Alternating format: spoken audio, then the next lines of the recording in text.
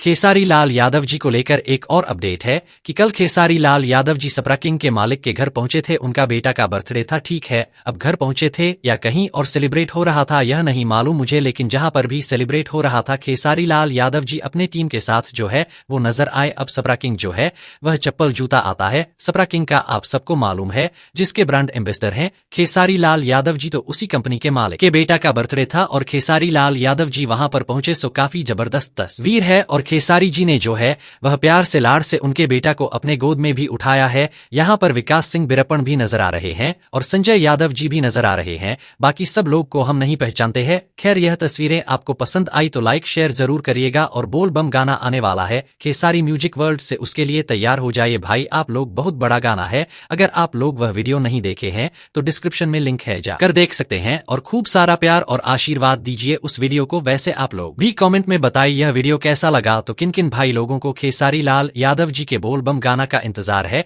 तो हमें नीचे कमेंट बॉक्स में जरूर बताइएगा। और हमारे इस वीडियो को आप लोग पूरा जरूर देखिएगा। वीडियो पसंद आया तो ज्यादा लाइक करें, कमेंट करें, शेयर करें, सब्सक्राइब करें। धन्यवाद दोस्तों।